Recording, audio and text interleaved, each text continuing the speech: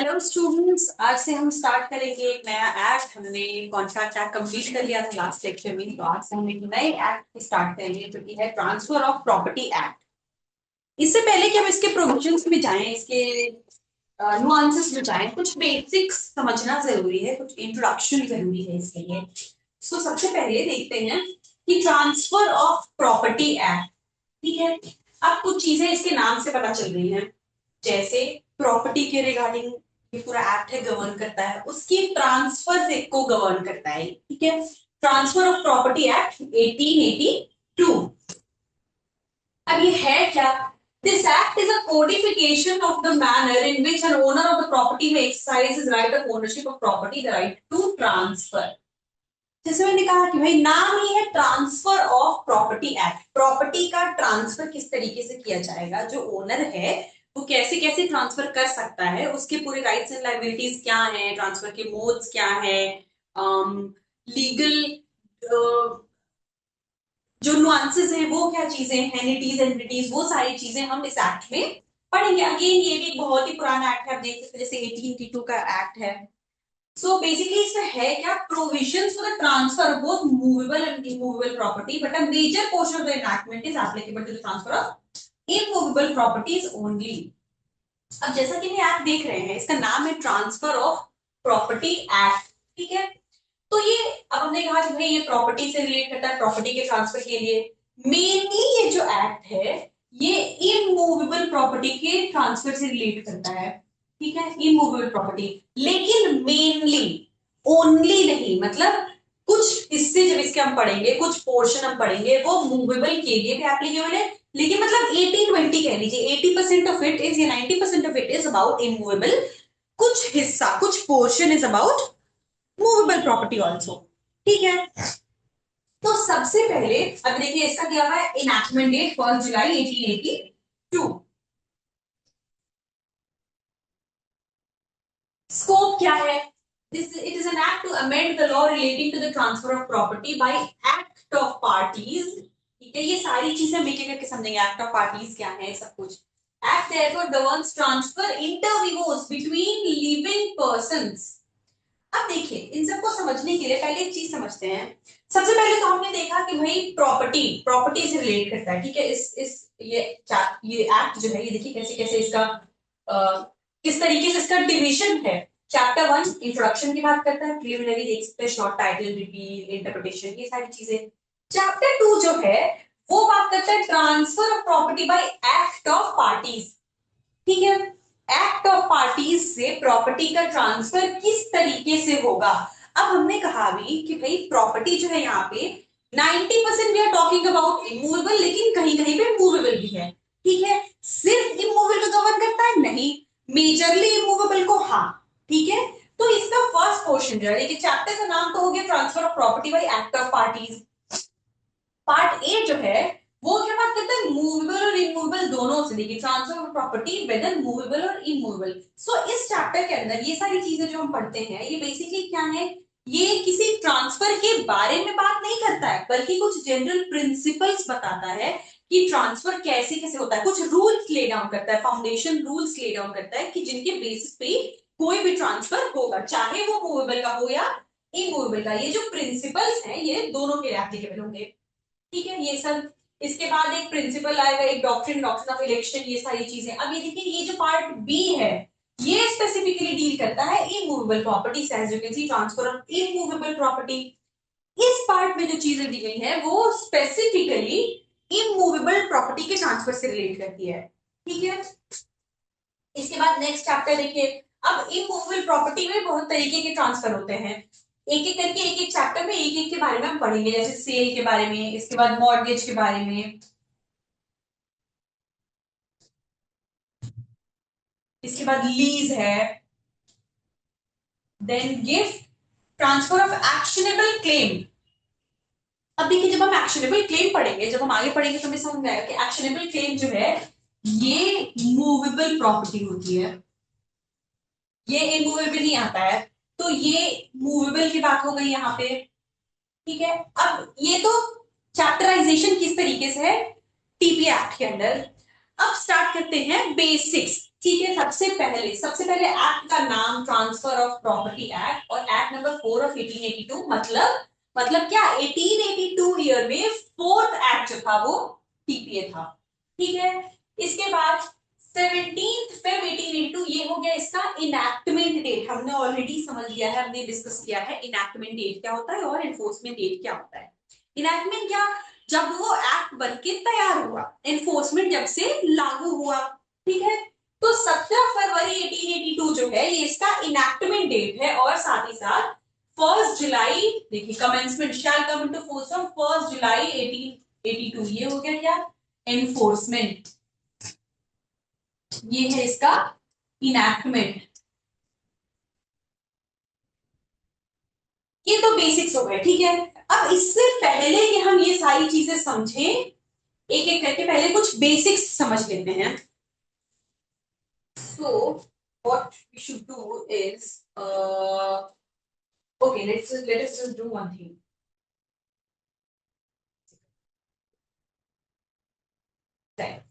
ठीक है, अभी बैरक को बताते हैं, कुछ बेसिक समझने की कोशिश करते हैं।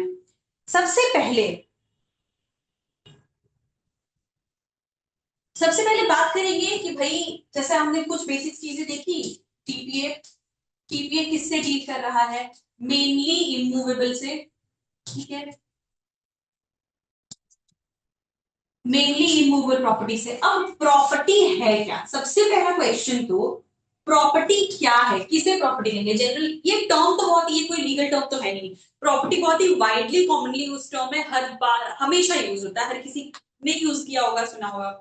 तो प्रॉपर्टी है क्या, बहुत यूजुअली हम कह देते हैं मेरी प्रॉपर्टी, उसकी प्रॉपर्टी, हमारी property.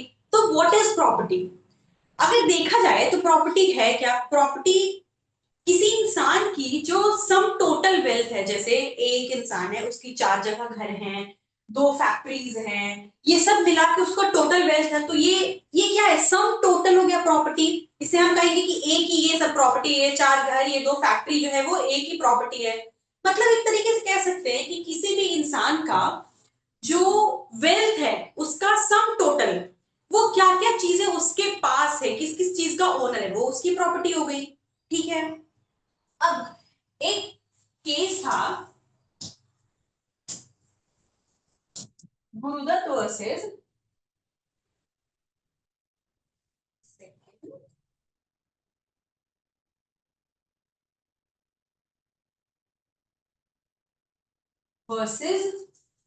State of Bihar.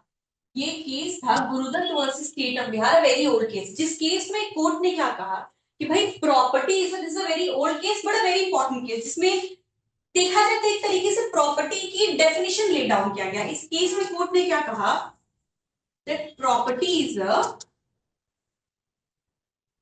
Bundle of rights. Property क्या है, राइट्स का एक बंडल है। जैसे मैंने कहा कि प्रॉपर्टी है क्या, देखा जाए बहुत लेमैन तरीके से समझा जाए तो भाई क्या है, वो किसी भी इंसान के वेल्थ का टोटल हो गया, सम टोटल जो है वो हो गया, उसके पास इतनी चीजें हैं, मतलब वो उसकी पूरी प्रॉपर्टी है। तो इस केस में कोर्ट ने कहा कि भाई प्रॉपर्टी को हम कैसे समझेंगे, property is the bundle of rights.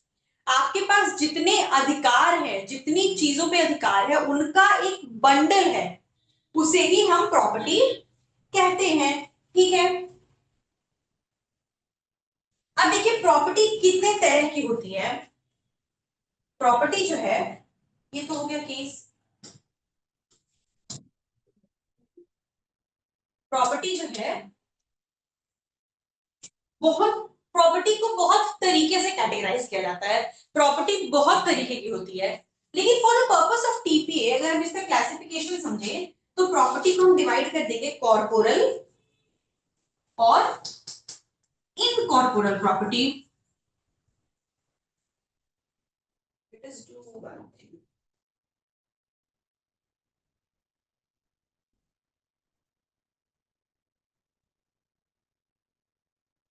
चलिए, ये केस हमने देखा था Gurudutt versus state of Bihar. ठीक है, जिसमें हमने क्या कहा भाई, कोर्ट ने कहा कि property is a bundle of rights. Property क्या है? प्रॉपर्टी आपके पास जितने अधिकार है उनको जब आप क्लब कर दोगे, उनका ग्रुप बना दोगे, उसका बंडल है। अब प्रॉपर्टी के जैसे मैंने कहा बहुत क्लासिफिकेशन है, बहुत तरीके से होता है। जब आप जूरिस्प्रूडेंस पढ़ोगे या आपने पढ़ा होगा तो आपने देखा होगा कि उसमें प्रॉपर्टी को बहुत तरीके से कैटेगराइज किया जाता है। वहां there is this concept of ownership and possession, jurisprudence में होता है ये कॉन्सेप्ट। तो उसको समझने के लिए पहले कॉन्सेप्ट ऑफ प्रॉपर्टी समझना होता है। वहां पे हम देखते हैं कि भाई प्रॉपर्टी बहुत तरीके की होती है और बहुत तरीके से उसे कैटेगराइज किया जाता है। लेकिन जब हम टीपीए पढ़ रहे हैं, टीपीए के पर्सपेक्टिव से हम जो चीजें समझेंगे वो है कॉर्पोरल और इनकॉर्पोरल। अब ये क्या होता है? कॉर्पोरल और इनकॉर्पोरल का क्या मतलब हुआ? कॉर्पोरल का मतलब हुआ टैंजिबल और इनकॉर्पोरल मतलब इनटैंजिबल। कॉर्पोरल और इनकॉर्पोरल टर्म जो है ये कुछ लोगों को भले ना भी अगर पता हो, पर टैंजिबल और इनटैंजिबल हम श्योर सबको पता होगा। टैंजिबल मतलब क्या? टैंजिबल मतलब वो कोई भी चीज जिसे हम छू सकते हैं और देख सकते हैं। ठीक है, जैसे ये बोर्ड फॉर एग्जाम्पल, ये क्या है? ये दिख रही है, ये कोई भी देख सकता है, इसे छू भी सकते हैं। ऐसी कोई भी चीज that can be seen and touch, जिसे देखा जा सकता है और छुआ जा सकता है, उसे फील किया जा सकता है, उसे हम कॉर्पोरल या टैंजिबल कहते हैं। ठीक है, और इसका उल्टा, यानी जिस इसके एग्जाम्पल में सारी वो फिजिकल चीजें, जैसे क्या हो जाएगा, कोई रूम, कोई ये बोर्ड, ये पेन, ये रूम, हर चीज, जो भी चीज हम छू देख सकते हैं, वो सारी दुनिया की सारी फिजिकल चीजें सब हमारे पास क्या हो जाएगी? Corporeal right, corporeal property. Contrary to this, वो राइट्स, वो प्रॉपर्टी जिन्हें ना देखा जा सकता है ना छुआ जा सकता है, उन्हें इनटैंजिबल या इनकॉर्पोरल कहते हैं। अब ऐसे कौन से राइट, ऐसे कौन सी प्रॉपर्टीज हैं? ऐसी क्या प्रॉपर्टी है भाई कि वो हमारी प्रॉपर्टी भी है और हमें ही नहीं पता, उसे ना देखा जा सकता ना छुआ जा सकता है? तो होती है। जैसे आपकी सबसे ज्यादा प्रॉपर्टी, सबसे बड़ी प्रॉपर्टी, सबसे बड़ा असेट वो है रेप्यूटेशन, गुडविल। रेपुटेशन मतलब क्या है? एक इंसान की इज्जत, उसकी गुडविल, उसे देख नहीं सकते, उसे छू नहीं सकते, पर वो है। पहले वो हो गया। उसके बाद फिर जैसे क्या हो जाएगा, अगर आपने आईपीआर का कॉन्सेप्ट पढ़ा हो, इंटेलेक्चुअल प्रॉपर्टी राइट्स, तो इंटेलेक्चुअल प्रॉपर्टी ये क्या होती है? ये चीजें, ये ऐसी चीजें हैं जो आपके दिमाग, आपके इंटेलेक्ट से बनी हुई चीजें हैं। उसे देख नहीं सकते, उसे छू नहीं सकते, उस पे जो राइट्स आते हैं, जैसे हमने कॉपीराइट, ट्रेडमार्क की जो चीजें होती हैं, अगर आपको पता हो ये, तो ये कुछ इनटैंजिबल राइट्स होते हैं, इनटैंजिबल प्रॉपर्टी। भाई आपका क्रिएशन है वो, आपके दिमाग से आई वो चीजें हैं, ये सब आ जाएंगे इंटैंजिबल या इनकॉर्पोरल में, क्योंकि उसे छुआ नहीं जा सकता, आपका हक, आपका अधिकार छुआ नहीं जा सकता है, तो ये इंटैंजिबल में आ जाएगा। ठीक है, ये होता है इसका बेसिक कैटेगराइजेशन। अब क्या हो गया, जब हम टैंजिबल की बात करते हैं, ठीक है, टैंजिबल एसेट्स मतलब टैंजिबल प्रॉपर्टी जो है, वो क्या हो गई? वो हो गई अब दो तरीके की। टैंजिबल मतलब हमने क्या कहा? जिसे छू सकते, देख सकते, जैसे कि ये बोर्ड मान लीजिए। अब दो ही पॉसिबिलिटी है ना कि इस टैंजिबल अगर वो है तो या तो वो मूवेबल होगी या फिर होगी इमूवेबल। दो ही चीज हो सकती है, दो ही पॉसिबिलिटी है। जो चीज, किसी भी चीज को जब हम देख या छू सकते हैं, अगर वो टैंजिबल है तो या तो वो चल सकती है, वो नहीं चल सकती है। अगर वो मूव कर सकती है, मूवेबल है, पहला कैटेगराइजेशन, या तो वो मूव नहीं कर सकती तो इमूवेबल। ठीक है, जब हम मूवेबल की बात करते हैं, मूवेबल प्रॉपर्टी की, तो ये मेनली कवर होता है sale of goods and, again I am using the term mainly, not only. ठीक है, मेनली मूवेबल एसेट्स की बात, मूवेबल प्रॉपर्टी की बात जब हम करेंगे, जिसमें गुड्स जिसे हम कह रहे हैं, तो वो आ जाते हैं सेल ऑफ गुड्स एक्ट के अंदर, उसके अंदर मेनली पढ़ा जाता है। लेकिन अगेन जैसे टीपीएम और इमूवेबल की बात जब हम करते हैं तो ये आ जाएगा टीपीए, ट्रांसफर ऑफ प्रॉपर्टी के अंदर। लेकिन ये दोनों के केसेस में मेनली है, मेनली मतलब सेल ऑफ गुड्स एक्ट ज्यादातर मूवेबल प्रॉपर्टी से डील करता है, लेकिन इसका ये मतलब नहीं है कि वो कंप्लीटली उससे डील करता है, उसमें भी कुछ इमूवेबल एस्पेक्ट्स भी हैं। और जब हम टीपीए की बात करते हैं तो वी आर सेइंग कि मेनली वो किससे रिलेट कर रहा है, किससे डील कर रहा है, वो इमूवेबल प्रॉपर्टी से, लेकिन नॉट ओनली, मतलब अ पार्ट ऑफ इट। जैसे मैंने कहा, अभी हमने देखा उसके बेयर जब हम देख रहे थे उसके सीक्वेंस में कि एक्शनेबल क्लेम्स के बारे में भी पढ़ना है टीपीए में। एक्शनेबल क्लेम क्या होता है वो सारी चीजें तो हम बाद में पढ़ेंगे, लेकिन एक्शनेबल क्लेम जो है उन्हें हम मानते हैं मूवेबल प्रॉपर्टी, वो मूवेबल प्रॉपर्टी के अंदर आते हैं।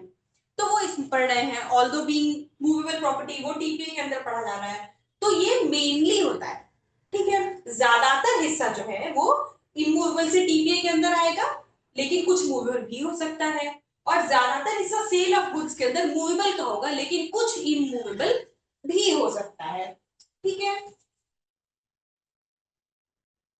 ये हो गया प्रॉपर्टी। अब देखिए प्रॉपर्टी किस किस तरीके से अक्वायर की जा सकती है। एक्वायर करने का क्या मतलब है, कोई इंसान है जैसे मैं, कोई भी इंसान, उसके पास प्रॉपर्टी कैसे कैसे आ सकती है, क्या तरीके हैं। एक्विजिशन मतलब क्या, उसके पास होना, किस तरीके से वो प्रॉपर्टी कमा सकता है, क्या क्या तरीके हैं, कैसे अक्वायर कर सकता है। सो प्रॉपर्टी को अक्वायर करने के जो तरीके हैं,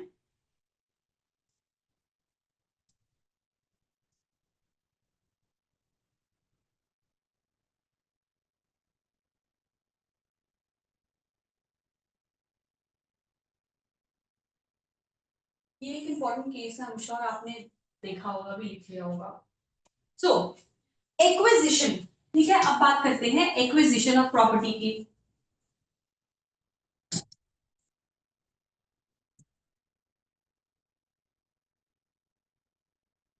एक्विजिशन ऑफ प्रॉपर्टी, अब एक्विजिशन का क्या मतलब होता है।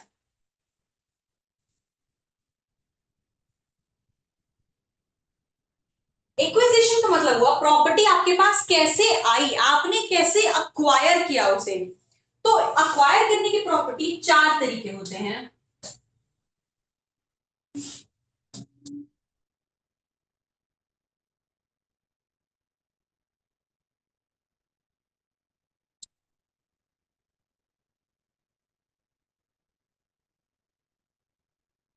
बाई पोजेशन या जिसे रेस नलिस कहते हैं। अब ये क्या है रेस नलिस या बाई पोजेशन, ठीक है।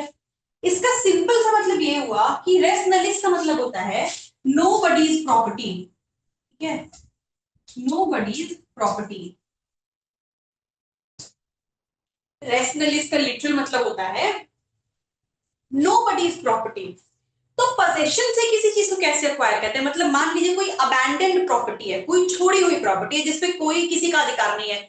कोई प्रॉपर्टी थी जिसे सालों पहले 35-40 साल पहले उसके मालिक छोड़ के किसी और कंट्री में शिफ्ट हो गए, तो वो अबैंडन्ड प्रॉपर्टी है, उन्हें उससे कोई मतलब नहीं है, उसका देख रेख करने वाला कोई अब यहाँ पे नहीं है, ठीक है, सालों से वो खाली है। अब वो अबैंडन प्रॉपर्टी हो गई, उस पे कोई क्लेम करने वाला नहीं है। ऐसी प्रॉपर्टी पे जो पहले रेशनलिस्ट क्या कहता है, रेशनलिस्ट मतलब वो नो बडीज प्रॉपर्टी, ठीक है, क्योंकि वो अबैंडन छोड़ दी गई है तो वो किसी की प्रॉपर्टी नहीं है। ऐसी प्रॉपर्टी पे जो पहला पोजेशन कर देता है, कोई अबैंडन प्रॉपर्टी थी, मैंने जाके पहले क्लेम कर दिया उस पे, तो जो पहला क्लेम कर देगा वैसी प्रॉपर्टी पे पोजेशन के थ्रू उसे वो प्रॉपर्टी मिल जाएगी, उसे वो अक्वायर हो जाएगी, ये होता है बाय पोजेशन। पहला तरीका प्रॉपर्टी एक्वायर करने का रेशनलिस्ट या बाय पोजीशन का मतलब यही हुआ कि रेशनलिस्ट का मतलब ही होता है कि भाई नो बडीज प्रॉपर्टी, वो प्रॉपर्टी किसी की नहीं है, it doesn't belong to anyone, ठीक है, उसका कोई मालिक नहीं है। तो अब क्योंकि उसका कोई मालिक नहीं है मतलब वो छोड़ी गई प्रॉपर्टी है, मतलब वो अबैंडन्ड प्रॉपर्टी है। तो वैसी अबैंडन्ड प्रॉपर्टी पे जो पहला क्लेम कर देगा कोई इंसान, जिसने पहला क्लेम किया उसको मान लेते हैं उसका, उस प्रॉपर्टी की ओनरशिप मिल गई, ठीक है, मतलब उस प्रॉपर्टी को उसने अक्वायर कर लिया पोजेशन के थ्रू। पहला। अब दूसरा करते हैं, देखते हैं।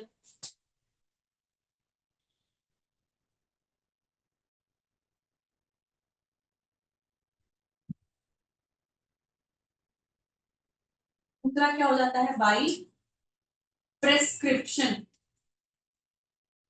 प्रेस्क्रिप्शन इसके अंदर क्या आता है, एडवर्स पोजेशन। बाई प्रेस्क्रिप्शन या एडवर्स पोजेशन, अब ये क्या होता है, इसका मतलब ये कि आप किसी प्रॉपर्टी पे सालों से आप उसे आपके पास है, ठीक है, आपने आपके पोजेशन में है वो, मतलब मान लीजिए 20 साल से है, 12 साल से ज्यादा कोई प्रॉपर्टी अगर आपके पास है तो ये मान लेंगे कि आपकी प्रॉपर्टी है। एक जूरिस्प्रूडेंस का अगेन एक कॉन्सेप्ट है जो कि इससे रिलेट कर जाता है, possession is the better ownership. मतलब जिसके पास है वो उससे ज्यादा ओनर माना जाएगा जो एक्चुअली जिसके पास टाइटल है। पोजेशन जिसके पास है वो टाइटल जिसके पास है उससे भी बेहतर ओनर माना जाएगा वो। तो ये कॉन्सेप्ट ये कहता है एडवर्स पोजीशन की for a long period in more than 12 years if you are holding the property, तो एडवर्स पोजीशन से इसे ही प्रिस्क्रिप्शन कहते हैं, मानेंगे पोजीशन प्रॉपर्टी का कि का एक्वायर आपने किया हुआ है। ठीक है। तीसरा तीसरा आता है बाई एक्ट ऑफ पार्टीज, ये हो गया थर्ड। अब एक्ट ऑफ पार्टीज क्या है, मतलब पार्टी कुछ ऐसा करे जिससे प्रॉपर्टी अक्वायर की जाए। यही पार्ट जो है हमने जब बैरक में देखा, अभी अगेन आई ओपन दैट, जब हमने बैरक की जो फर्स्ट लाइन थी वो देखी, उसमें क्या कह रहा है भाई एक्ट ऑफ पार्टीज, यहां भी हमने देखा, देखिए and this act is to the act is to amend the law relating to the transfer of property by act of parties. The act therefore governs transfer inter vivos between living persons. Act of parties की जब हम बात करते हैं तो यही govern क्या करता है, टीपीए। टीपीए इस पार्ट को गवर्न कर रहा है। ट्रांसफर ऑफ प्रॉपर्टी एक्ट जब हम बात करते हैं तो एक्ट ऑफ पार्टीज से जो प्रॉपर्टी अक्वायर की जा रही है, एक्ट ऑफ पार्टीज क्या है वो हम आगे देखेंगे किस किस तरीके के एक्ट हैं। मतलब पार्टीज के कुछ करने से, पार्टी जो ट्रांजैक्शन कर रही है उस पार्टी के कुछ करने से, किसी एक्ट से जब किसी इंसान प्रॉपर्टी अक्वायर कर रहा है, इस पार्ट को, इसी चीज को, इसी एक्विजिशन को हम पढ़ते हैं टीपीए के अंदर। ये हो गया टीपीए। ठीक है। और लास्ट क्या हो जाता है बाई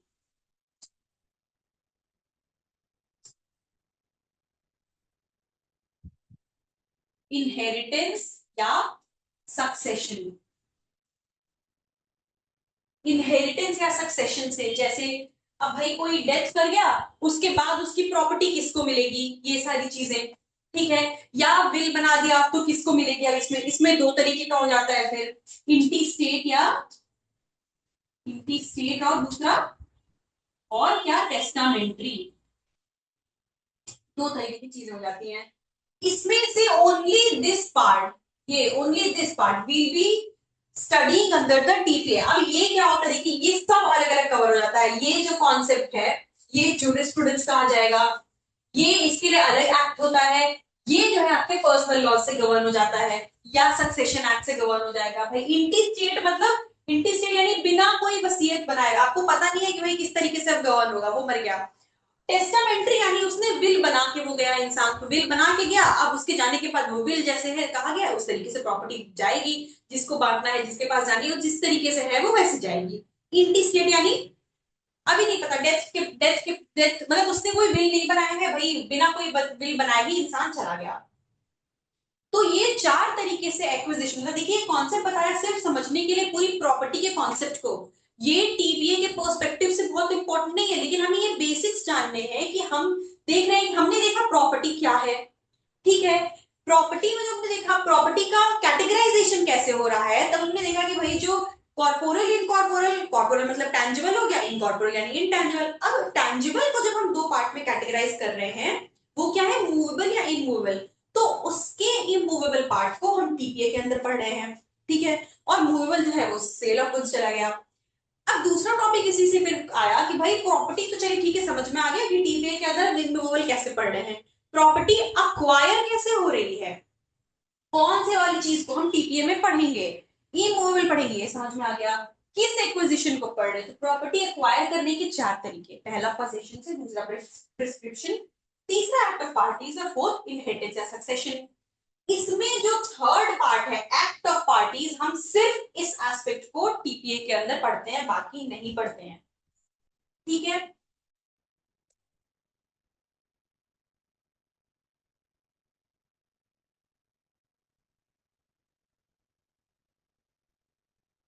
तो अब देखिए, अब शुरू करते हैं सेक्शन के साथ। ये तो हमने कुछ बेसिक्स जो बेसिक्स है बिल्कुल समझने के लिए कि प्रॉपर्टी क्या है, इसके अंदर हम इमूवेबल क्यों पढ़ रहे हैं और किस तरीके के मोड से कैसे यहाँ तक प्रॉपर्टी पहुंची है, जिसके बाद हम आगे देखिए यहाँ पे क्या है, एक ओनर है, जैसे मैं मान लीजिए, ठीक है, मेरी प्रॉपर्टी है, तो क्यों, हम पहला क्वेश्चन था कि इसके अंदर इमूवेबल क्यों पड़ रहा है, उसका आंसर हमें मिला। दूसरा, प्रॉपर्टी मुझ तक आई कैसे, वो जो तरीका है पूरा हमने देखा। एक्विजिशन का मोड क्या है, एक्विजिशन का मोड है एक्ट ऑफ पार्टीज, ठीक है, मतलब पार्टी के कुछ करने से। अब मुझ तक पार्टी के कुछ करने से, वो मेरे समझ मतलब दूसरे के कुछ करने से पार्टी मुझ तक पहुंची। अब दूसरे ने क्या किया और कैसे किया, यही जो चीज है, मैंने इतना तो हमने देखा ना कि भाई चार जो एक्विजिशन का तरीका था, मेरे पास चार तरीके से प्रॉपर्टी पे पहुंच सकती थी, लेकिन मेरे पास आई सामने वाले के कुछ करने की वजह से एक्ट ऑफ पार्टी।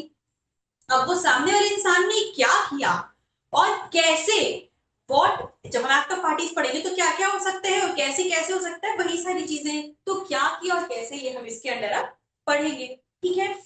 तो अब शुरू करते हैं से। सबसे पहले जैसे देखिए हमने कहा भाई एक्ट ऑफ पार्टीज, अब हमें समझ में आ गया कि एक्ट ऑफ पार्टीज क्या है, ये एक्विजिशन का मोड है। Act to amend the law relating to transfer of property by act of parties। Parties के कुछ करने से प्रॉपर्टी जब ट्रांसफर हो रही है, उसे गवर्न करने के लिए है, ठीक है। इसका नाम हो गया क्या, ट्रांसफर ऑफ प्रॉपर्टी, ये हो गया इसका इनैक्टमेंट, ये हो गया इसका एनफोर्समेंट। यहां तक क्लियर है।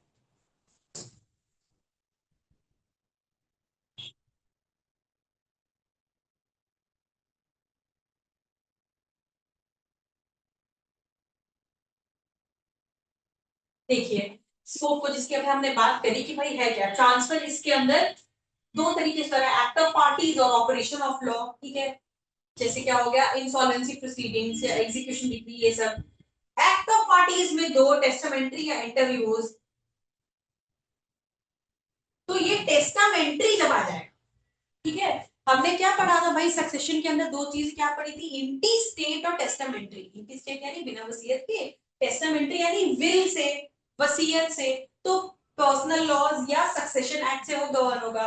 और जब टेस्टामेंट्री नहीं है, इंटरविवोस है। इंटरविवोस मतलब बिटवीन टू लिविंग पर्संस, मैं और कोई एक और इंसान जो कि लिविंग है, ठीक है। विल कब आता है, विल बनाएगा, विल का क्या कॉन्सेप्ट होता है, विल आज एक कोई इंसान है जो कि बिल्कुल डेड बेड पे है, उसने बना दिया भाई, मरने के पहले उसने बना दिया कि मेरे बाद मेरी प्रॉपर्टी ऐसे ऐसे दी जाएगी, ठीक है।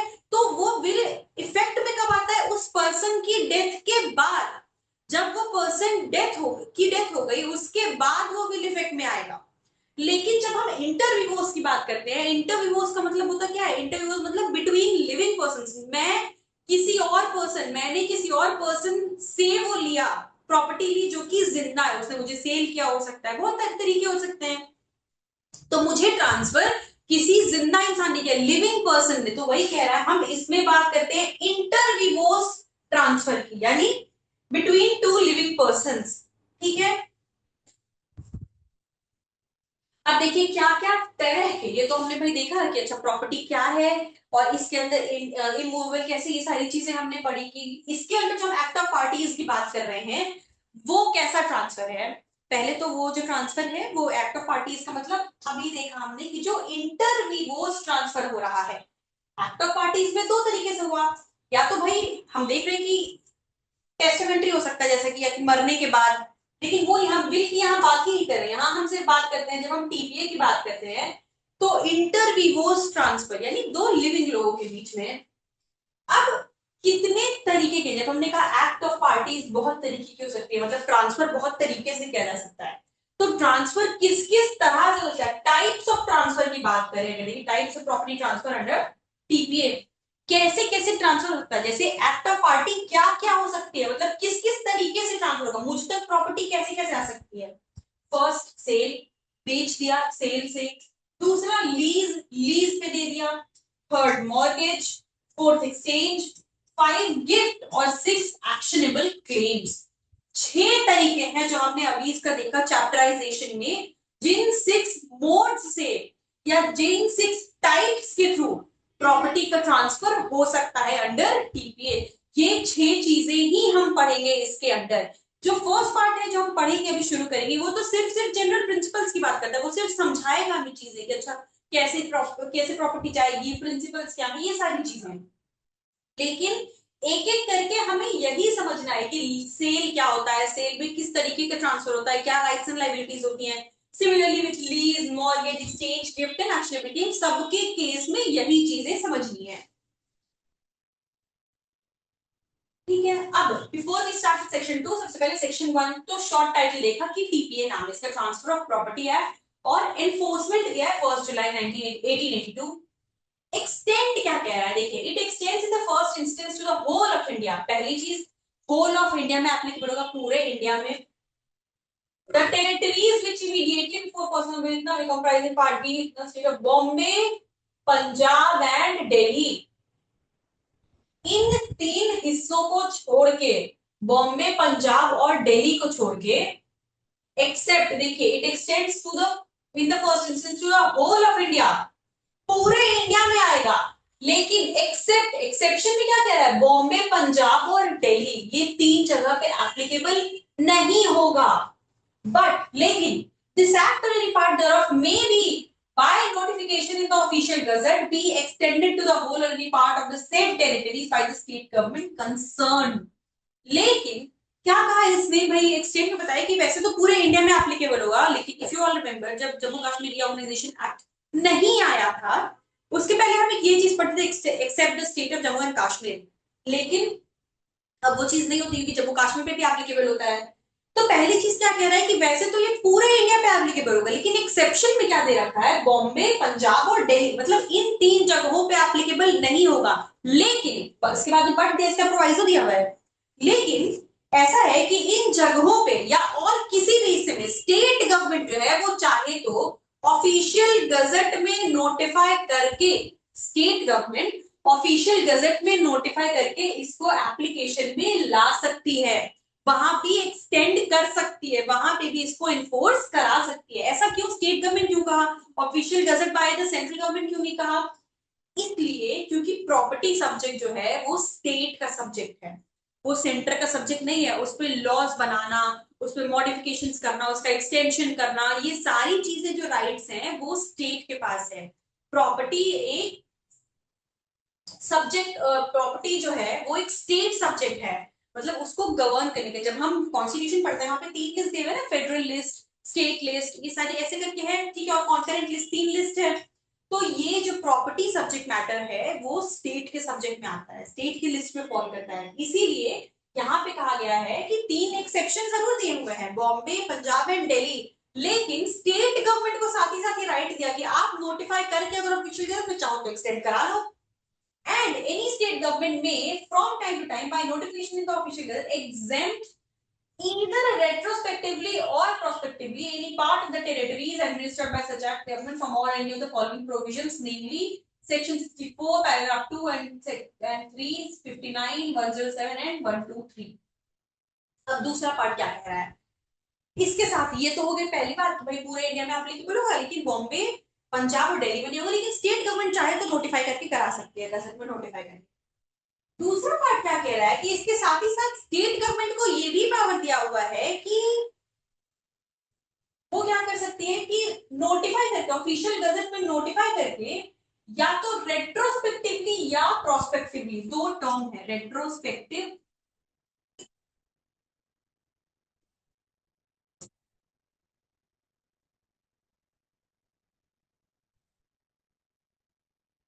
प्रोस्पेक्टिव।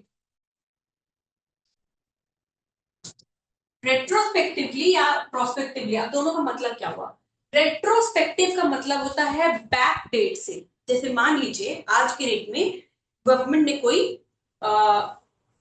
नया लॉ निकाला, ठीक है,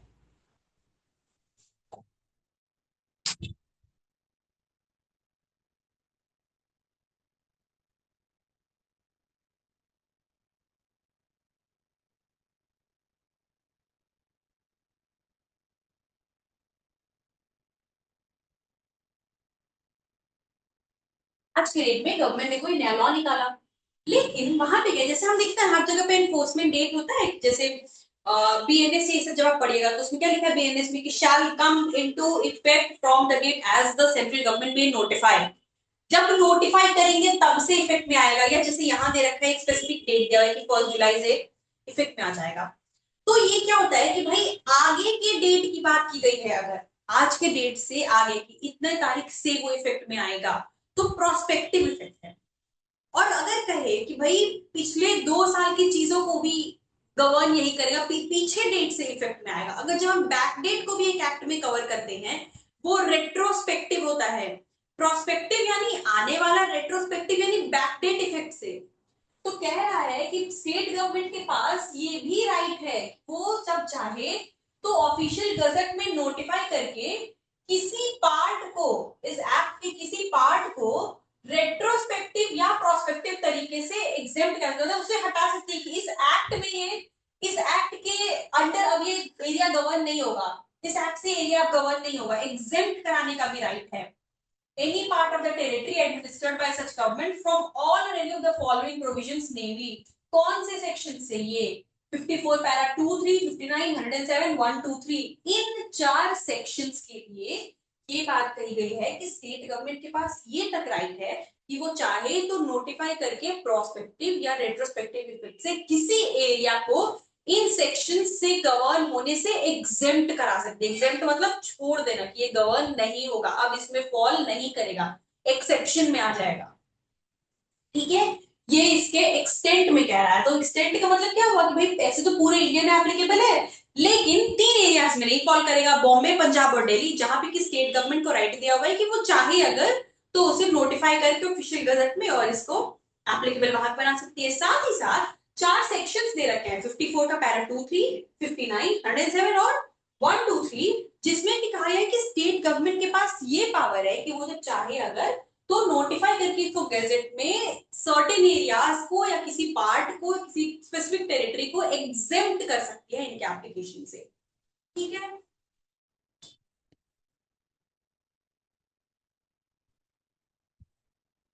अब आते हैं सेक्शन 2। सेक्शन 2 क्या कह रहे हैं, repeat of act, saving of certain enactments, incidents, rights, liabilities et cetera. ये है सेविंग प्रोविजन। अब ये सेविंग प्रोविजन क्या होता है, ये बताता है कि एक्ट जो है उसके, वो किस किस तो उसका ओवरराइडिंग इफेक्ट होगा, कैसे होगा, क्या होगा, वो सारी चीजें ये बताता है। ठीक है,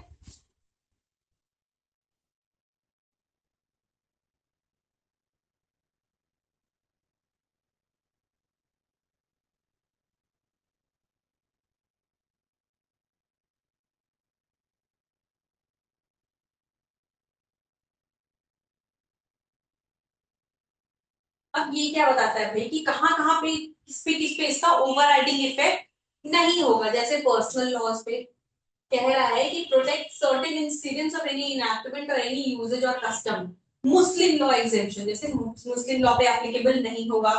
ठीक है, स्पेसिफिकली रिगार्डिंग गिफ्ट्स, जिन्हें हीबा कहते हैं, the provisions of chapter 7 gift of TPA do not affect any rule of Muslim law.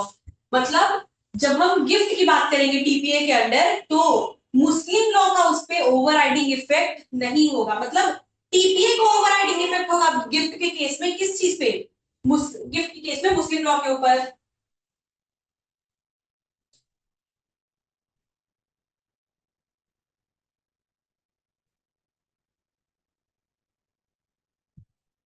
देखिए, in the territories to which this act extends, जहां जहां पे एप्लीकेबल है, for the time being the enactments specified in the schedule hereto annexed shall be repealed to the extent therein mentioned but nothing herein contained shall be deemed to affect। कह रहा है कि भाई जो एक्ट पहले से थे उसको रिपील करता है, लेकिन 1882 में जब ये लाया गया तो क्या कह रहा है भाई कि अभी तक जिन जिन एरियाज में एप्लीकेबल हो, जिन टेरिटरीज में, वहां पे अब जिस तरीके से अभी तक गवर्न होता था उसको ये रिपील करेगा, लेकिन साथ ही साथ कुछ चीजों को सेव करता है, यानी कुछ चीजों को प्रोटेक्ट कर रहा है। वो क्या है, provisions of any enactment not hereby expressly repealed, any term or incident of contract or constitution of property which are consistent with the provision of this act and are allowed by the law for the time being in force।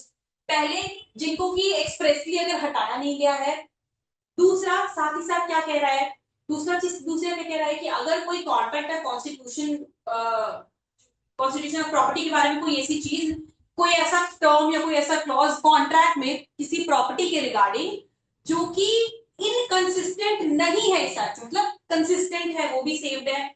तीसरा, Any right or liability arising out of a legal relation constituted before this act comes into force or any relief in respect of any such right or liability.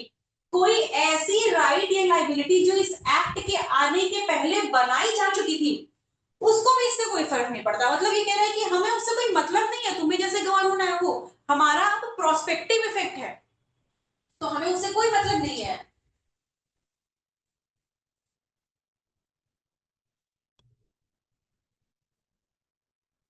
और last D, same as provided by section 51 in chapter 4 of this act, any transfer by operation of law or by an execution of a degree or court of a order of a court of competent jurisdiction, या कोई और order, अगर जो कि कोई court का order है, ठीक है, कोर्ट की डिग्री है ट्रांसफर से रिलेटेड, या अगर लॉ से किसी तरीके का ट्रांसफर हो रहा है, तो उन चीजों को भी अफेक्टेड नहीं करेगा टीपीए। कहने का मतलब क्या है कि टीपीए एक जनरल एक्ट है, ठीक है।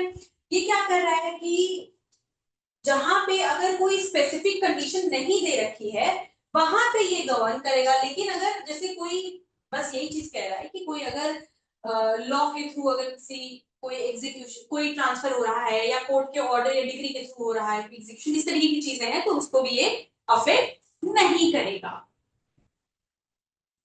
अब आते हैं this is important, interpretation clause, ठीक है। सबसे पहले बात करते हैं इमूवेबल प्रॉपर्टी। पहला देखिए यहाँ पे नंबरिंग नहीं दे रखी है, जैसे नॉर्मली क्या होता है, नॉर्मली जब आप देखिएगा किसी भी एक्ट में जब हम इंटरप्रिटेशन क्लॉज या डेफिनेशन क्लॉज जब पढ़ते हैं तो उसमें 1 2 3 4 या ABCD जिस भी तरीके से दिया होता है, पर यहाँ पे कोई सीक्वेंस नहीं है, कोई नंबरिंग नहीं कर रखी है, ठीक है। सबसे पहला डेफिनेशन इमूवेबल प्रॉपर्टी, अब देखिए इसकी डेफिनेशन क्या दे रखी है। Immovable property does not include standing timber, growing crops और ग्रास। अब ये कैसी डेफिनेशन है भाई, ये क्या बताया आपने, इसने क्या कहा, इमूवेबल प्रॉपर्टी क्या है। इमूवेबल प्रॉपर्टी में स्टैंडिंग टिम्बर नहीं आएगा, ग्रोइंग क्रॉप्स नहीं आएगी और ग्रास नहीं आएगी। ये कैसी डेफिनेशन हुई, इससे कुछ समझ में आया? इमूवेबल प्रॉपर्टी क्या है, ये कैसे समझेंगे इस एक्ट के अंदर?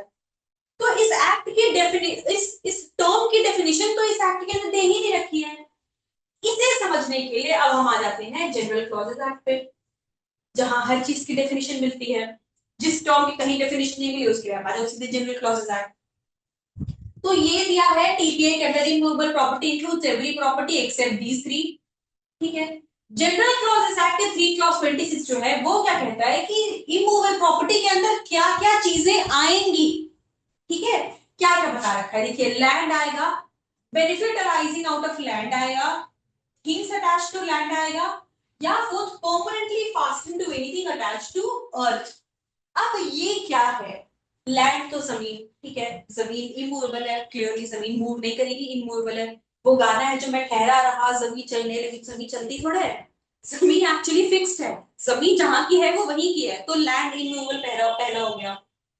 दूसरा, benefit arising out of land, वो सारे बेनिफिट्स जो लैंड से अराइज हो रहे हैं। अब कैसे बेनिफिट्स की हम बात करें, जैसे मान लीजिए अगर कोई इंसान क्रॉप्स उगा रहा है, ठीक है, क्रॉप्स उगा रहा है, उसके बेनिफिट्स अगर हम उन क्रॉप्स को कहेंगे, ठीक है, जैसे हमने कहा भाई इसमें क्लियरली लिखा है स्टैंडिंग टिम्बर, ग्रोइंग क्रॉप्स, ये जो है इनको छोड़ के इमूवेबल प्रॉपर्टी, अगर उन क्रॉप्स उसके बेनिफिट्स नहीं है, उसे हम इमूवेबल प्रॉपर्टी में इंक्लूड नहीं कर रहे, तो फिर उसके बेनिफिट्स हुए क्या, ये लैंड है, लैंड तो है इमूवेबल, हमने समझ गया, इस पे हमने खेती करी, हमने क्रॉप्स उगाए, क्रॉप्स को हम मान नहीं रहे हैं इमूवेबल प्रॉपर्टी में, तो फिर ये कैसे सफाइस होगा, इसे कैसे जस्टिफाई करेंगे, benefits arising out of land, इसे इसलिए ऐसे जस्टिफाई करेंगे कि यहाँ बेनिफिट्स का मतलब फाइनेंशियल या कोई फिजिकल बेनिफिट्स नहीं, बल्कि राइट्स का है, इंटरेस्ट का है, इंटरेस्ट जो कि आपकी जमीन की वजह से निकल गया, आपके पास जैसे वो राइट था कि आपने उस लैंड पे खेती करी, आपके पास राइट है कि अगर कोई लेक है, कोई पॉन्ड है, उसमें फिशरी कर सकते हो, आपके पास राइट है कि आप किसी गार्डन में या जंगल में जाके फ्रूट्स कलेक्ट कर सकते हो। तो ये जो राइट है ना, जो इंटरेस्ट है आपका, इसे ही हम बेनिफिट्स कह रहे हैं, ना कि उन फिशेस को, उन क्रॉप्स को और उन फ्रूट्स को। क्यों नहीं कह रहे हैं, पहली चीज यहाँ तो क्लियरली बता रहे हैं कि इसे काउंट करते ही नहीं है। दूसरा, जैसे ही पानी से आप फिश को निकाल रहे हो वो तो मूव कर रही है, मूव कर जाएगी।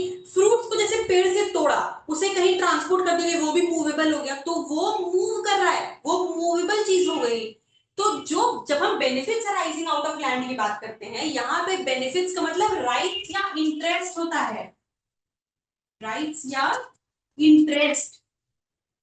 मतलब लैंड की वजह से, लैंड से होने वाले, लैंड से निकलने वाले जितने तरीके के आपके राइट्स हैं या जितने तरीके आपके इंटरेस्ट, जैसे राइट टू पैसेज, आपका रास्ता है, रास्ते पे चलना आपका राइट है, ये भी बेनिफिट है लैंड की वजह से। तो ये जो राइट्स है ना, इन्हें इसके अंदर काउंट किया जा रहा है। Next third, things attach to land, ऐसी चीजें जो कि जमीन से जुड़ी हुई है, जैसे पेड़, पेड़ जुड़ा हुआ है, ये सारी चीजें इसके अंदर हो जाएंगी। इसके बाद पेड़ हो गया, या कोई घर है, घर जमीन पे बना हुआ है, अब वो घर उठा के थोड़ी नहीं लेके आप चले जाओगे, वो घर वहीं पे है, फिक्स है। तो थिंग्स अटैच टू लैंड, ऐसी चीजें जो जमीन से जुड़ी हुई हैं। और फोर्थ हो गया, permanently fastened to anything attach to land, यानी पर कोई चीज जो कि जमीन से जुड़ी हुई है, उससे परमानेंटली लगी हुई कोई चीज हो। अब जैसे देखिए, मैंने कहा एग्जांपल में इसके थिंग्स अटैच टू अर्थ के एग्जांपल में ट्री कहा, ठीक है, मैंने दो एग्जांपल दिए, ट्री और हाउस, मैंने कहा पेड़ और दूसरा कहा घर। ट्री जो है वो तो ठीक है, हमें समझ में आ रहा है कि वो जमीन से लगा हुआ है, तो वो थिंग्स अटैच टू लैंड में फॉल कर गया। या जमीन पे घर बना हुआ है, तो वो भी इसके अंदर फॉल करेगा। लेकिन अगर हम फ्रूट की बात करें, इसके बाद कैटेगरी क्या करिए, permanently fastened to anything attached to land, जमीन से लगी हुई किसी चीज से परमानेंटली जुड़ी कोई चीज, ठीक है। तो जब पेड़ है, पेड़ तक तो ठीक है, पेड़ में जो फ्रूट्स लगे, क्या वो परमानेंटली जुड़े हुए? नहीं, परमानेंटली जुड़े हुए नहीं है, उसे आप जब बुखार दोगे वहां से निकाल लोगे, वो मूवेबल हो गया, तो वो नहीं। लेकिन जैसे घर, घर का एग्जांपल मैंने दिया, घर में लगे हुए डोर्स या विंडोज, वो फिक्स्ड है परमानेंटली, उसे रोज रोज थोड़ी निकाल सकते हो आप, दरवाजा जो उखाड़ दिया, कल लगा दिया, फिर निकाल दिया, फिर लगा दिया, नहीं, नहीं करोगे। विंडोज कल निकाले, सुबह निकाले, शाम में लगा दिया, ऐसा नहीं कर सकते हैं ना। तो जमीन से जुड़ी हुई चीज में जो कुछ परमानेंटली जुड़ा हुआ है, जमीन पे बनी हुई है फैक्ट्री, वहां पे बड़े बड़े हैवी इक्विपमेंट्स जमीन में परमानेंटली लगा दिए हुए हैं, हैवी इक्विपमेंट्स, वो भी आ जाएंगे। तो ये कह रहा है कि जमीन से जुड़ी चीज, जमीन है, जमीन से जुड़ी हुई चीज है, और उससे निकलने वाले राइट्स जो है वो भी, और जमीन से जुड़ी चीज से परमानेंटली अगर कुछ जुड़ा हुआ है तो भी परमानेंटली फास्टेड, मतलब परमानेंटली लगा है, परमानेंटली जुड़ा हुआ है, तो उसे भी हम इसके अंडर काउंट करेंगे। किसके अंडर? ये सारी चीजें इमूवेबल प्रॉपर्टी है। टीपीए के अंदर डेफिनेशन नहीं दे रखी है, वहां पे ये बता रहा है कि भाई ऐसा है कि इमूवेबल प्रॉपर्टी के अंदर स्टैंडिंग टिम्बर, ग्रोइंग क्रॉप्स और ग्रास नहीं आएगा। जनरल क्लॉज एक्ट का 3 क्लॉज 26 जो है सेक्शन 3 क्लॉज 26, वो हमेशा की तरह रेस्क्यू पे आता है, और वो बताता है कि भाई ऐसा है कि इसके अंदर पहली चीज तो जमीन आएगी, क्लियरली ऑफ कोर्स जमीन तो आएगा ही। दूसरी चीज, जमीन से निकलने वाले जितने तरीके के आपके बेनिफिट्स है, वो सारे बेनिफिट्स भी इसके अंदर कवर होंगे। जो भी बेनिफिट्स आपके इससे आ रहे हैं, वो सारे बेनिफिट्स भी कवर होंगे। तीसरा, जो भी चीजें जमीन से जुड़ी हुई हैं वो भी इसके अंदर आएंगी। और फोर्थ, जमीन से जुड़ी चीज पे कुछ भी परमानेंटली अगर लगा हुआ है, जैसे सीलिंग पे टंगा फैन, वो भी लगा हुआ है, जब तक उसे निकालोगे नहीं वो परमानेंटली वहां पे लगा है, ऐसे थोड़ी कि सुबह शाम उसे दिन भर में 4 बार निकाल ले, लेकिन आप फ्रूट जब चाहो निकाल लो।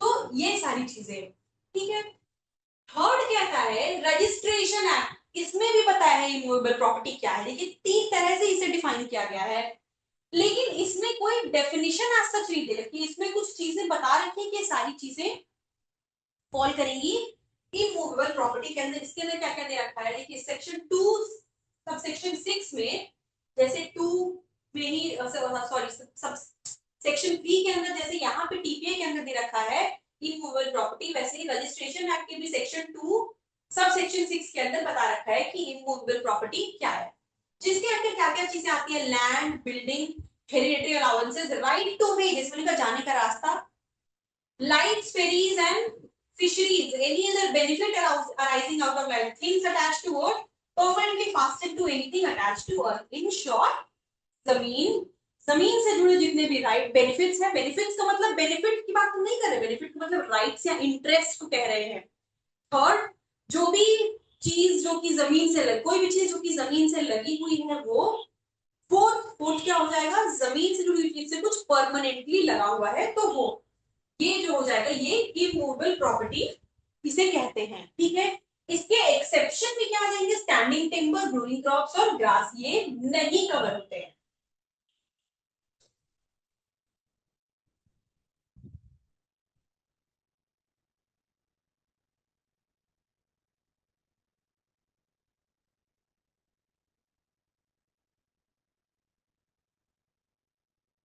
ये देखिए, ये हो गया इमूवेबल प्रॉपर्टी, पहला हमने समझा इमूवेबल प्रॉपर्टी क्या है। अब दूसरा इंस्ट्रूमेंट। इंस्ट्रूमेंट की डेफिनेशन क्या देते हैं, means a non testamentary instrument. अब इससे कुछ समझ में आया, कैसा डेफिनेशन दे रखा है सोचो। इमूवेबल प्रॉपर्टी में क्या रहा है, कोई भी चीज जो कि स्टैंडिंग टिम्बर, ग्रास या क्रॉप नहीं है। इंस्ट्रूमेंट में कह रहा है कोई भी चीज जो कि नॉन टेस्टामेंट्री हो। ये किस टाइप का डेफिनेशन है, इंस्ट्रूमेंट का बेसिकली मतलब ये होता है कोई भी रिटन डॉक्यूमेंट, कोई भी रिटन डॉक्यूमेंट, कुछ भी, कोई भी। टेस्टामेंट का मतलब अभी हमने देखा था कि टेस्टामेंट समझ जाएगी तो नॉन टेस्टामेंट्री अपने आप समझ में आ जाएगा। टेस्टामेंट का मतलब क्या था, अभी जस्ट भी डिस्कस। टेस्टामेंट मतलब हम टेस्टामेंट को समझते हैं किससे, वसीयत, विल। मरने के बाद जो इफेक्ट में आए वो टेस्टामेंट्री।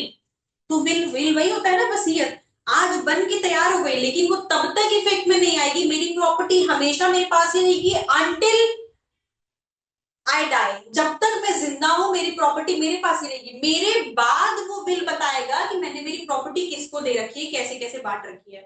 तो टेस्टामेंट्री डॉक्यूमेंट मतलब document that comes into effect after the death of the person. ठीक है।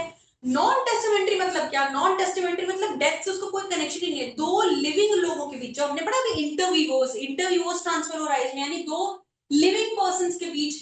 तो ये यही कह रहा है, इंस्ट्रूमेंट हम किसको कह रहे हैं, किसी भी नॉन टेस्टामेंट्री डॉक्यूमेंट को। नॉन टेस्टामेंट्री मतलब जो टेस्टामेंट्री नहीं है, यानी ऐसा डॉक्यूमेंट जिसका डेथ से कोई मतलब नहीं है, डेथ के बाद इफेक्ट नहीं आना है, बल्कि जिंदा लोगों के बीच में, लाइव लिविंग लोगों के बीच में वो इफेक्टिव हो रहा है, उसे हम, यानी इंटरवीवोस।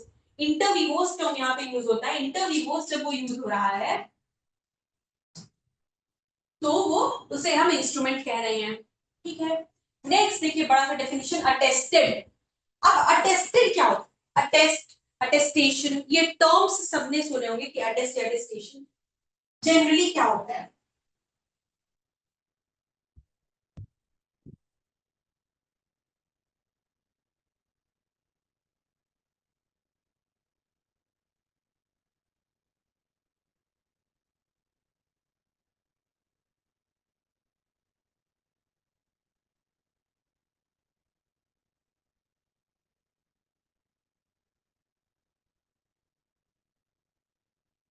तो अटेस्टेड मतलब देखिए, अटेस्टेड समझने के लिए पहले जरूरी है अटेस्टेशन समझना। अब जैसे हमने अभी इंस्ट्रूमेंट में कहा, इंस्ट्रूमेंट का मतलब है कोई भी रिटन डॉक्यूमेंट। ठीक है। तो वो क्या रहा है, देखिए किसी भी डॉक्यूमेंट को इन्फोर्स कराने के लिए, मतलब उसे इफेक्ट मिलाने के लिए, जैसे मान लीजिए कोई सेल का पेपर है, कुछ भी, उसे इफेक्ट मिलाने के लिए दो स्टेजेस होती हैं। जैसे पहले हम एटेस्टेशन को समझने के लिए समझते हैं कि एक्चुअली किसी भी इंस्ट्रूमेंट को इफेक्ट मिलाने के लिए, किसी भी इंस्ट्रूमेंट को तीन स्टेजेस होते हैं, एग्जीक्यूशन, एटेस्टेशन, उसके बाद रजिस्ट्रेशन। तीन स्टेजेस, ये स्टेज हो गए, first stage, second stage and third stage. किसी भी इंस्ट्रूमेंट को इफेक्ट में लाने के लिए ये तीन स्टेजेस हो गए। अब तीनों है क्या, एग्जीक्यूशन। एग्जीक्यूशन का क्या मतलब हो, जैसे मान लीजिए एक सेल डीड की बात हमने की, ठीक है, सेल डीड है, यानी एक लैंड है या कोई घर है, वो एक इंसान से दूसरे इंसान को बेचा जा रहा है, यही है। इसमें एक बायर है और एक परचेजर है। तो यहाँ पे क्या हो रहा है, जब दोनों पार्टीज मतलब बायर और सेलर उस पर साइन करेंगे, इंस्ट्रूमेंट पे साइन करेंगे, पार्टीज साइन करें, तो उसे हम एग्जीक्यूशन कहते हैं, फर्स्ट स्टेज। ठीक है। जब पार्टीज, कौन सी पार्टीज, जो इंस्ट्रूमेंट में है के अंदर बना के अंदर जो पार्टीज है, उस पर्टिकुलर इंस्ट्रूमेंट के अंदर जो पार्टीज हैं उस ट्रांसफर से रिलेटेड, उसे हम कहते हैं, उन्हें कहते हैं, क्या कहते हैं, उस प्रोसेस को एग्जीक्यूशन कहते हैं, मतलब signing off the parties, parties, उसे एग्जीक्यूशन कहा। ठीक है। अब अटेस्टेशन क्या होता है, अटेस्टेशन होने के लिए दो विटनेस होते हैं। ठीक है। इस इंस्ट्रूमेंट का एग्जीक्यूशन तो चलिए हो गया, पार्टी ने साइन कर दिया। अब वहां पे होंगे दो विटनेस। दो विटनेस जब ये कहें कि भाई हाँ ठीक है हमने इसे देखा है, और उस इंस्ट्रूमेंट को ऑथेंटिसिटी देने के लिए कि भाई ये जो सेल डीड है ये ऑथेंटिक है, इसमें पार्टीज की राइट्स एंड ऑब्लिगेशंस हैं, दोनों ने अंडरटेक किया है इन ड्यूटीज को फुलफिल करने के लिए। जब उस इंस्ट्रूमेंट को ऑथेंटिसिटी देने के लिए दो विटनेस उस पर्टिकुलर इंस्ट्रूमेंट पे साइन करें, इसे कहते हैं अटेस्टेशन, कि हाँ हमने देखा। ऑब्जर्व किया, और इसका पर्पस क्या है? पर्पस सिर्फ और सिर्फ ऑथेंटिसिटी देना है कि भाई ये जो डॉक्यूमेंट है ये ओरिजिनल है, ये ऑथेंटिक डॉक्यूमेंट है, इसमें पार्टीज की राइट्स एंड ड्यूटीज जो है वो अराइज हुई है एंड इन्होंने अंडरटेक किया है उसे फुलफिल करने के लिए। ये होता है अटेस्टेशन।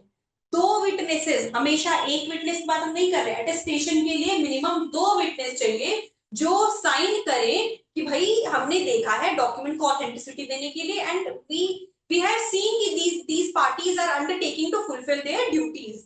ठीक है, ये हो गया अटेस्टेशन जो सेकंड स्टेज है। थर्ड आता है रजिस्ट्रेशन। अब रजिस्ट्रेशन के लिए रजिस्ट्रेशन एक्ट के अंदर उसका रजिस्ट्रेशन होगा। ठीक है, अब जब रजिस्टर हो गया वो डॉक्यूमेंट, भाई मतलब सेल डीड था वो रजिस्टर्ड हो गया, रजिस्टर्ड नहीं का मतलब अब वो पब्लिक डोमेन में आ गया कि भाई ये जो प्रॉपर्टी है ये एक्स वाई जी पर्सन को सोल्ड है, तो अब कोई उस पर क्लेम नहीं करेगा क्योंकि वो पब्लिक रिकॉर्ड है, वो डोमेन में अवेलेबल है, आप देख लो, आपको उसको खरीदना भी, वो कितना खूबसूरत घर क्यों नहीं हो, लेकिन वो ऑलरेडी बिका हुआ एक्स वाई जी इंसान का है, भले वो कहीं और रह रहा हो, लेकिन वो रिकॉर्ड में है कि वो किसी और पर्सन की प्रॉपर्टी है, तो रजिस्ट्रेशन। ठीक है, रजिस्टर कराना उसे, जो कि देख रहे हैं रजिस्ट्रेशन एक्ट के अंदर होता है। अब देखते हैं, ये हो गया जनरली समझा हमने, आई होप कि समझ में आया सिंपली कि है क्या अटेस्टेशन। ये तीन स्टेजेस है, एग्जीक्यूशन, अटेस्टेशन एंड रजिस्ट्रेशन। अब देखते हैं डिटेल में अटेस्टेशन क्या है।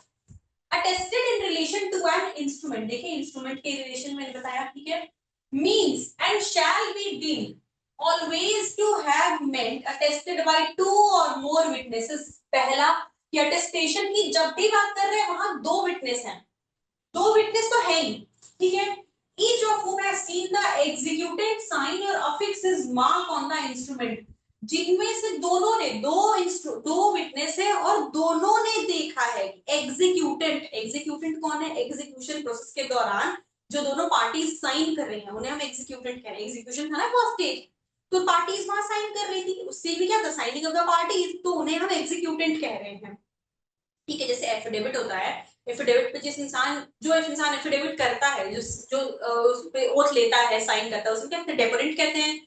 वैसे ही जो किसी इंस्ट्रूमेंट को एग्जीक्यूट करा रहे हैं उन्हें हम एग्जीक्यूटेंट कह रहे हैं। ठीक है, तो जब दो विटनेस अगर क्या करें कि भाई उन दोनों ने देखा है कि एग्जीक्यूटेंट ने इंस्ट्रूमेंट पे साइन किया है, क्या अगर साइन नहीं किया है तो कोई मार्क अफिक्स किया है। मार्क अफिक्स करना मतलब क्या, जैसे हम देखते हैं कि जैसे इलिटरेट लोग हैं उन्हें सिग्नेचर करना नहीं आता, तो वो क्या करते हैं, थंब इंप्रेशन लगाते हैं, तो वही मार्क अफिक्स कर रहे हैं। और has seen some other person sign the instrument in the presence and by the direction of the executant। क्या अगर किसी वजह से एग्जीक्यूटेंट वहां खुद नहीं हो सकता था, तो उसने क्या किया है कि भाई जो विटनेस है उन्होंने देखा है कि एग्जीक्यूटेंट ने डायरेक्ट किया है किसी सर्टेन इंसान को कि आप जाओ मेरी जगह पे, मेरे बिहाफ पे, और साइन करके आओ इस इंस्ट्रूमेंट पे।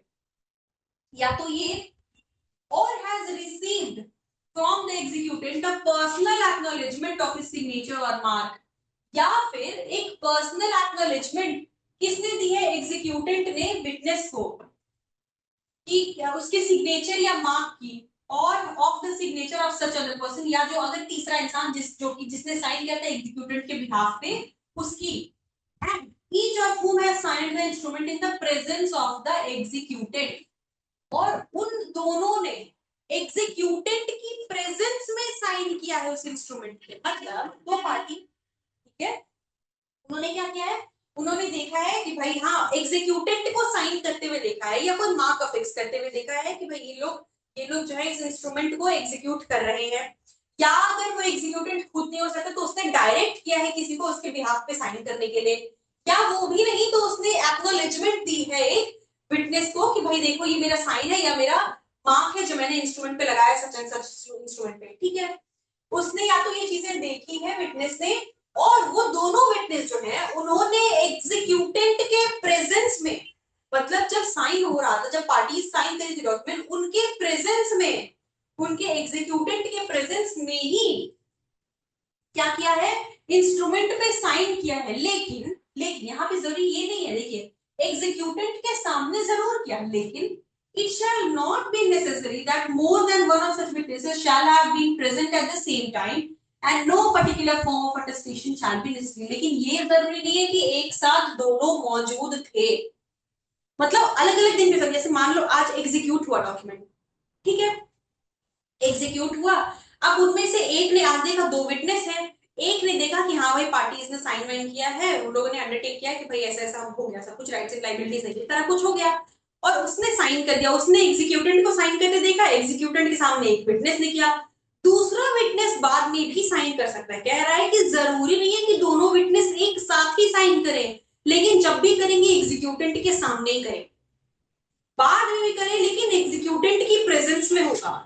एक साथ हो ये जरूरी नहीं है, लेकिन एग्जीक्यूटेंट की प्रेजेंस में होना चाहिए। और साथ ही साथ ये भी कह रहा है कि और अटेस्टेशन का कोई फिक्स्ड फॉर्मेट भी हो ये जरूरी नहीं है, अटेस्टेशन के लिए कोई फिक्स्ड फॉर्मेट होना जरूरी नहीं है। तो अटेस्टेशन के लिए क्या क्या यहाँ पे रिक्वायरमेंट बताया कि भाई सबसे पहले दो विटनेस होंगे, ठीक है, वो क्या करेंगे, वो देखेंगे, एक ऑथेंटिसिटी ऐड करते हैं इंस्ट्रूमेंट को, वो देखते हैं कि एग्जीक्यूटेंट जो है वो साइन कर रहे हैं इंस्ट्रूमेंट पे, या अगर खुद नहीं पहुंच सकते तो फिर क्या क्या उन्होंने डायरेक्ट किया है किसी और पर्सन को साइन करने के लिए एग्जीक्यूट खुद के बिहाफ पे, या वो भी नहीं तो एक पर्सनल एक्नॉलेजमेंट दी है, मतलब खुद ही किसी तरीके से उन्हें इन्फॉर्म कराया है, बताया है कि भाई ऐसा है, देखिए अपने साइन का या मार्क का जो भी मार्क उन्होंने फिक्स किया इंस्ट्रूमेंट पे, उसकी एक्नॉलेजमेंट दी गई कि ऐसे ऐसा हमने किया है, ठीक है। अब दूसरी चीज क्या कह रही है कि भाई एग्जीक्यूटेंट की प्रेजेंस में ही दोनों विटनेस जो है, अटेस्टिंग विटनेस जो है वो साइन करेंगे उस पे इंस्ट्रूमेंट पे, लेकिन दोनों साथ में करें, एक साथ करें ये जरूरी है, दोनों अलग अलग समय भी कर सकते हैं, ठीक है। इसके बाद लास्ट चीज कह रहा है कि और साथ ही साथ अटेस्टेशन का कोई स्पेसिफिक फिक्स्ड फॉर्मेट हो ये भी कोई जरूरी नहीं है, किसी भी फॉर्मेट में हो सकता है, कुछ भी हो सकता है। ये हो गया अटेस्टेशन, ठीक है। प्लीज रिमेंबर किसी भी इंस्ट्रूमेंट को इफेक्ट में आने के लिए तीन स्टेजेस होते हैं, जैसे हमने देखा execution, attestation and then registration. So this is EAR, ये याद करने के लिए इजी ट्रिक है, execution, attestation and registration year.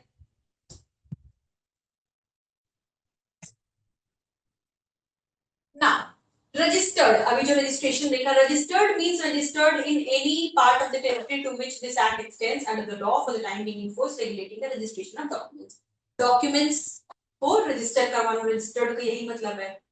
अब attached to earth, attached to earth क्या है, ठीक है, हमने यहाँ पे देखा थिंग्स अटैच्ड टू अर्थ, वो चीज क्या थी, पहला तो था लैंड, लैंड तो ठीक है समझ में आया हमें, दूसरा benefit arising out of land, हमने ये भी देखा कि भाई हम जब कह रहे हैं कि लैंड से जो बेनिफिट्स अराइज हो रही हैं, यहाँ पे by benefits we do not mean कि हम किसी फिनेंशियल बेनिफिट की बात कर रहे हैं, इकोनॉमिक बेनिफिट की नहीं, बल्कि हम बात कर रहे हैं किस चीज की, हम बात कर रहे हैं राइट्स एंड इंटरेस्ट जो अराइज हो रहे हैं उसकी, उसकी बात कर रहे हैं। नेक्स्ट कह रहा था थिंग्स अटैच्ड टू लैंड, अब ये क्या है, देखिए यही चीजें कह रहा है कि अटैच्ड टू लैंड का क्या मतलब हुआ, उसके तीन मतलब है। पहला, rooted in the earth as in the case of trees and shrubs, मतलब जमीन में गड़े हुए, जमीन में लगे हुए, जिनके रूट्स जमीन में है, जैसे पेड़ या श्रब्स, ठीक है। दूसरा, embedded in the earth as in the case of walls और building, जो जमीन से लगे हुए हैं, जमीन के थोड़ा अंदर तक है, वो embedded in the earth। अब देखिए इसको embedded in the earth जो है, जब हम कह रहे हैं in the case of walls और building, तो इसको, ये एक टेस्ट है, अब इसे पता करने के लिए कि ये चीज जमीन में लगी हुई है या नहीं, ये पता करने के लिए एक टेस्ट होता है जिसके बेसिस पे वो चीज पता की जाती है कि क्या हम इसे इमूवेबल मानेंगे या नहीं मानेंगे। तो इसके लिए टेस्ट क्या है, इसके दो टेस्ट होते हैं,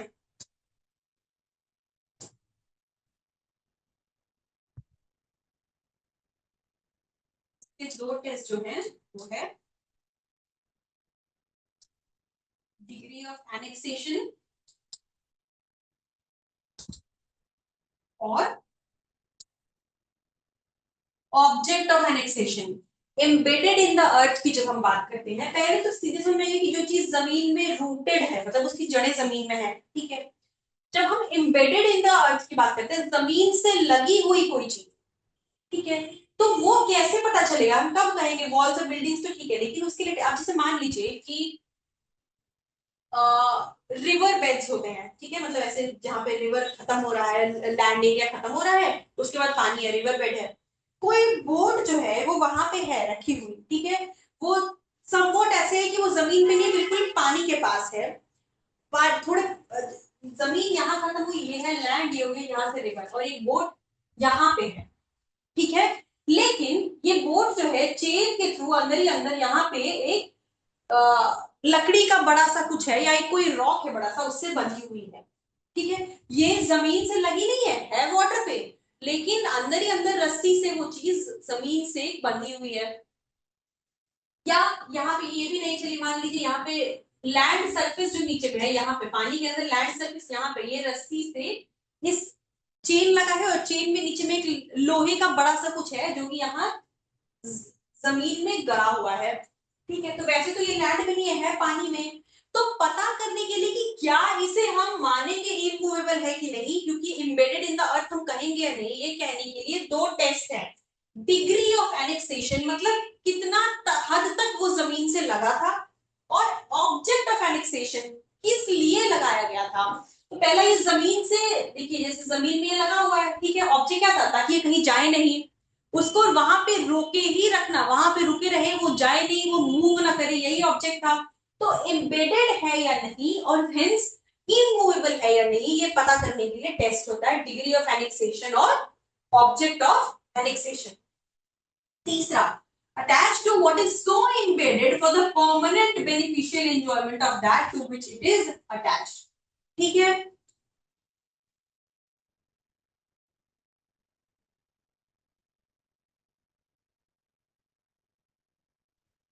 अब आते हैं इसके नेक्स्ट डेफिनेशन पे।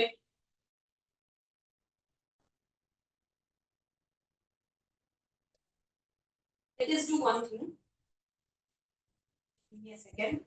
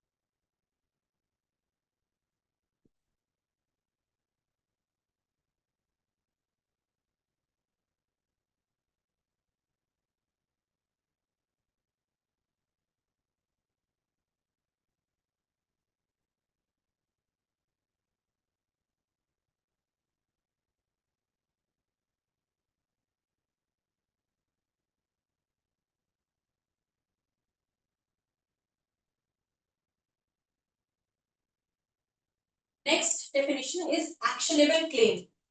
इस चीज को अभी तो डेफिनेशन वैसे हम देख लेते हैं, लेकिन हम इसे डिटेल में तब समझेंगे जब जो चैप्टर है that relates with actionable claim, जब हम उसे डिटेल में समझेंगे, तो हम एक्शनेबल क्लेम का क्या कॉन्सेप्ट है ये समझने की कोशिश करेंगे, ठीक है। ये होता क्या है? It means a claim to any debt other than a debt secured by mortgage of immovable property, or by hypothecation or pledge of movable property, or to any beneficial interest in movable property not in the possession either actual or constructive of the claimant, which the civil courts recognize as affording grounds for relief, whether such debt or beneficial interest be existent, occurring, conditional or contingent। लंबा थोड़ा definition.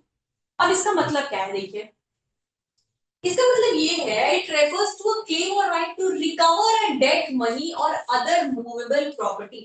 कोई चीज recover करने के लिए, कोई claim recover करने के लिए, या कोई डेट रिकवर करने के लिए, by way of legal action whether existing, future, conditional or contingent, including any claim for damages or compensation for the enforcement of any remedy to which a person is entitled any under law, ठीक है। It can be transferred or assigned by their owners to another person subject to certain conditions and limitations।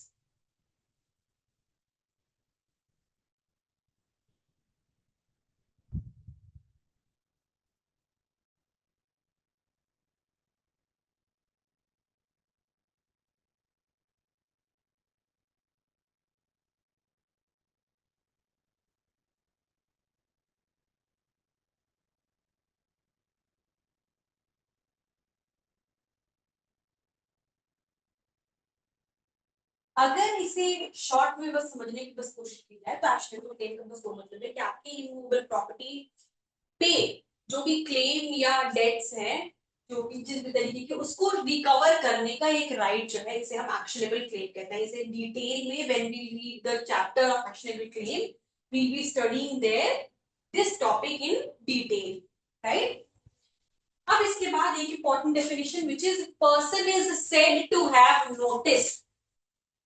कब कहेंगे कि किसी person के पास जानकारी थी of a fact when he actually knows that fact, or when but for willful abstention from an inquiry or search where he ought to have made a gross negligence he would have known it। जहां पे कहेंगे, अगर तब कहेंगे जब उसे कि उस पर्सन को जानकारी थी, जब he actually knows the fact, ये तो एक्चुअल नोटिस हो गया, ठीक है। दूसरी चीज क्या कह रहा है, दूसरी चीज बात करता है कंस्ट्रक्टिव नोटिस की। पहला तो एक्चुअल नोटिस होगी कि भाई उसे जानकारी थी उस चीज की।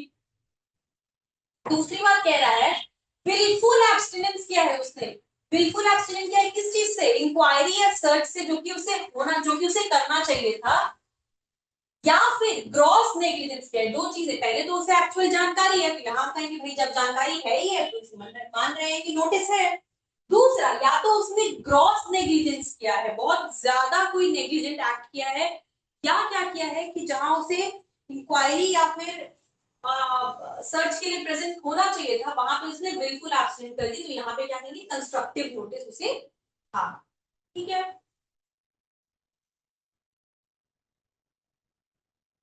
सेक्शन 4 नहीं आते हैं, सेक्शन 5 पे। यहाँ से let us start with this transfer of property by act of parties, chapter 2 main section से यहाँ से शुरू करते हैं।